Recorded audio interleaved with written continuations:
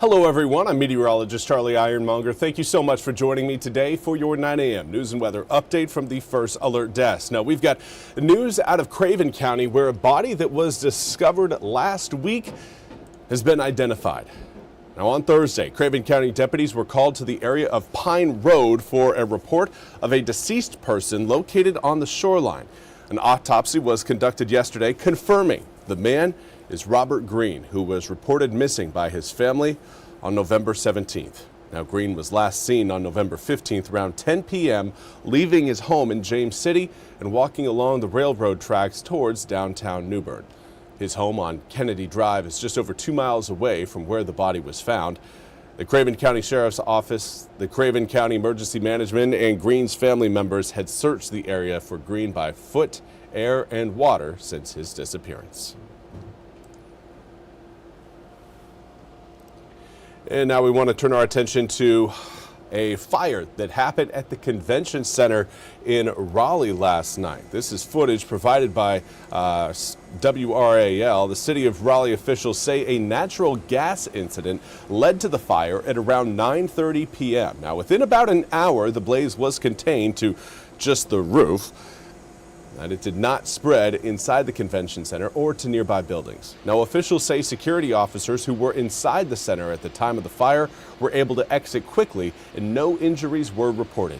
According to the Raleigh Mayor Janet Cowell, there was no damage to the inside of the building, but it is not clear how the fire will potentially impact future events being held at the convention center.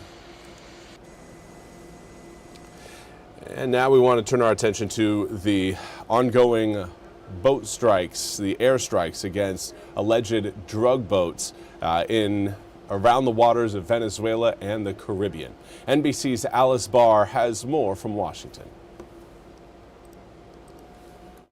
President Trump huddling into the night in the Oval Office with his national security team after the administration confirmed it hit an alleged drug smuggling boat twice back in September off Venezuela. A U.S. official and a source familiar with the Pentagon's actions tell NBC News the second strike was ordered after the first failed to kill everyone on board. The White House saying Admiral Frank Bradley, not Defense Secretary Pete Hegseth, ordered the second hit. Admiral Bradley worked well within his authority and the law. He directed the engagement to ensure the boat was destroyed and the threat of narco-terrorists to the United States was completely eliminated. Admiral Bradley is overseeing a ramped-up U.S. military presence in the Caribbean, part of the Trump administration's fight against drug traffickers. The president has made it quite clear that if narco-terrorists, again, are trafficking illegal drugs towards the United States, he has the authority to kill them. The use of a so-called double tap is raising serious questions among lawmakers in both parties, with some saying that targeting incapacitated survivors after the first hit could be a war crime. I'm going to look into this very, very diligently and appropriately because there is the possibility of illegal activity by the armed forces.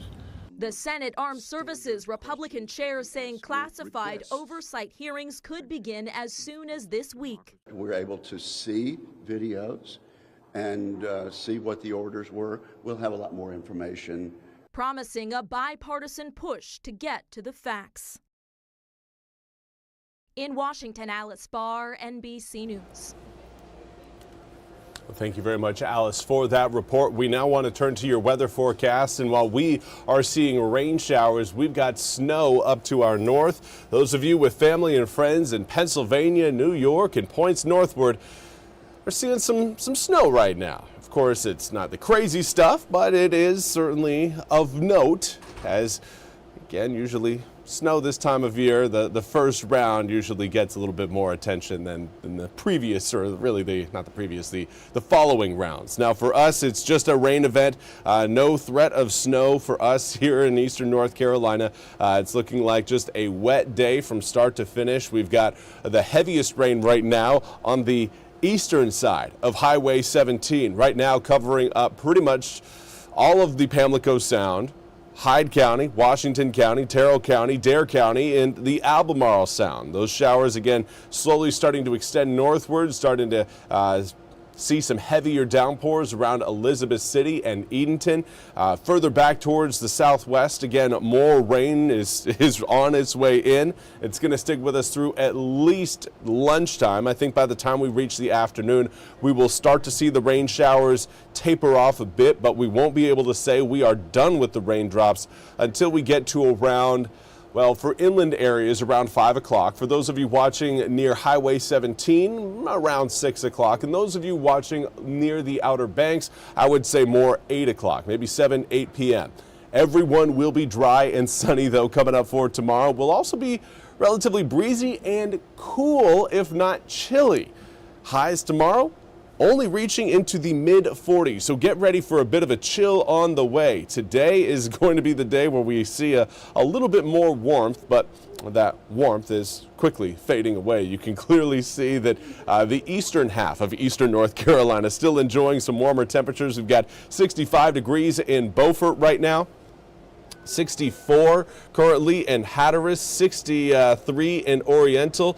Overall, again, it's just one of those days where we're seeing a split temperature profile, because on the western side of Highway 17, we're in the mid-40s. We are in the mid-40s. Right now, we've got 45 degrees in Kinston, Greenville, as well as Kenansville. We're seeing 46 in Jacksonville, as well as Williamston. Coldest spot on the map currently, Roanoke Rapids at 37 degrees. Now, winds are a big reason why we are seeing the temperature difference. Those of you who are seeing a little bit more heat right now are likely experiencing more of a southerly to southeasterly breeze.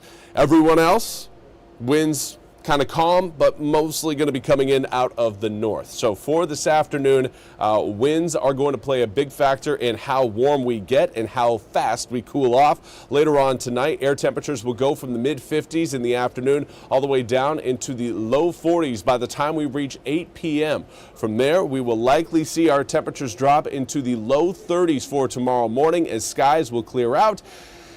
And winds again picking up out of the north-northeast. That will drive in some of that cooler air that will keep us chilly. Now, highs for tomorrow likely going to max out in the upper 40s. Plenty of sunshine, though. That is not going to be a concern. Rain showers not a part of tomorrow's forecast. Strictly today. Well, we will see more rain showers come back to the east for your Friday, Saturday, and Sunday. It doesn't look like we'll be able to escape the drops over the weekend. Obviously, Friday is going to be the wetter of the 3 days, but this is rain we need, so it's rain we shouldn't really complain about all that much, especially when we've got plenty of dry weather coming up. It's just not exactly timing out how I'm sure many of you may want. Wednesday, Thursday, Monday, and Tuesday, all looking dry, whereas today and then Friday, Saturday, and Sunday looking a little bit more damp. Well, that's all we have time for today's 9 a.m. news and weather update from the First Alert Desk. I want to thank you all so much for joining me. We'll be back with more news and weather coming up at the top of the hour. Until then, have a fantastic rest of your Tuesday.